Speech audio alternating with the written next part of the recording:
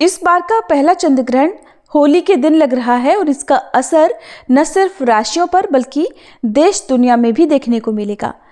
होली पर चंद्र ग्रहण का समय क्या रहेगा,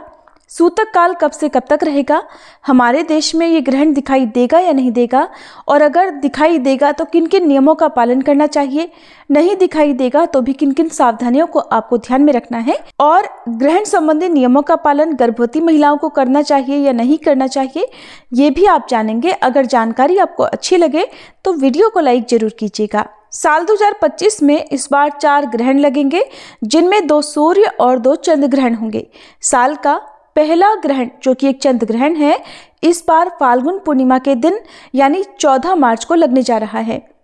और इस दिन हिंदू धर्म के अनुसार स्नान दान की पूर्णिमा है और रंग वाली होली का त्योहार भी इसी दिन मनाया जाएगा। चंद्र ग्रहण भारतीय समय अनुसार 14 मार्च को सुबह 9:29 से दोपहर 3:29 तक लगेगा, और चंद्र ग्रहण का जो सूतक है वो 9 घंटे पहले प्रारंभ हो जाता है। ऐसे में अगर बात करें सूतक काल की तो रात 12:29 से ग्रहण का सूतक काल प्रारंभ होगा, जो कि ग्रहण की समाप्ति के साथ ही समाप्त होगा। लेकिन इस बार का ये ग्रहण भारतीय समय अनुसार दिन के समय लग रहा है, यानी कि जिस समय ग्रहण प्रारंभ होगा उस समय हमारे देश में दिन का समय रहेगा, और इसी कारण से ये ग्रहण भी हमारे देश में दिखाई नहीं देगा, लेकिन विदेशों में ये ग्रहण नजर आएगा। ना सिर्फ नजर आएगा बल्कि 65 मिनटों के लिए एकदम लाल रंग का चंद्रमा आसमान में नजर आने वाला है। और अगर आप भी इस बार आसमान में होने वाली इस खगोलीय घटना को देखना चाहते हैं तो आपको इस बार टीवी पर प्रसारित होने वाले लाइव समाचारों के जरिए देखना होगा, क्योंकि ये ग्रहण हमारे देश में नजर नहीं आएगा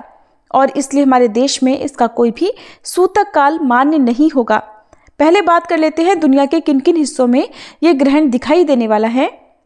तो ये ग्रहण मुख्य रूप से ऑस्ट्रेलिया के अधिकतर हिस्से, यूरोप, अफ्रीका के अधिकतर हिस्से, उत्तरी और दक्षिणी अमेरिका, प्रशांत, अटलांटिक, आर्कटिक महासागर, पूर्वी एशिया और अंटार्कटिका आदि क्षेत्रों में दिखाई देगा। और अगर आप इस बार का पूर्ण चंद्र ग्रहण नहीं देख पाए हैं तो आपको फिर सितंबर के महीने का इंतजार करना पड़ेगा, क्योंकि सितंबर के महीने में लगने वाला जो ग्रहण है वो भी पूर्ण ग्रहण होगा, तो आप उस समय इस अद्भुत खगोलीय घटना को देख सकते हैं। कभी भी चंद्र ग्रहण हो या सूर्य ग्रहण हो डायरेक्ट आंखों से नहीं देखना चाहिए, हमेशा टेलीस्कोप की सहायता से या फिर लेंस या फिर चश्मे आदि की सहायता से आपको देखना चाहिए, नहीं तो आंखों की रोशनी को ये ग्रहण प्रभावित कर सकता है। खास तौर पर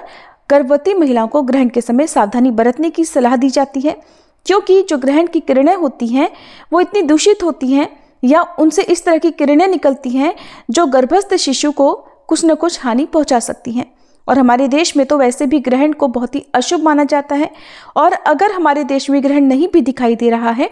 क्योंकि पृथ्वी एक ही है, प्रकृति में जब भी कुछ इस तरह का बदलाव होता है, ग्रहण लगता है, तो कुछ न कुछ नकारात्मक ऊर्जा वातावरण में जरूर फैलती है। भले ही ग्रहण के नियम आप पालन ना करें, लेकिन गर्भवती महिलाओं को ग्रहण की समाप्ति के बाद स्नान जरूर करना चाहिए। स्नान करने के बाद अपने हाथ से कुछ न कुछ दान दक्षिणा भी किसी निर्धन व्यक्ति को देनी चाहिए। और यदि आप पालन करना ही चाहते हैं तो ग्रहण लगते समय, जिस समय ग्रहण लग रहा होगा, ग्रहण की समाप्ति तक आप धार्मिक पुस्तकों का पाठ करें। अपने मन में बिल्कुल भी परेशानी ना रखें कि ये ग्रहण आपको कोई नुकसान तो नहीं पहुंचाएगा या आपके होने वाले शिशु पर इसका कोई विपरीत प्रभाव तो नहीं पड़ेगा। आपको अपने आप को एकदम शांत रखते हुए बिना किसी परेशानी के आपके धर्म के अनुसार जिन भी भगवान को आप पूजते हैं या आप शुद्धि के समय जो भी कार्य करते हो, तो वो कार्य आप ग्रहण की समाप्ति के बाद कर सकते हैं, या पवित्र और धार्मिक पुस्तकों को आप ग्रहण के दौरान पढ़ सकते हैं।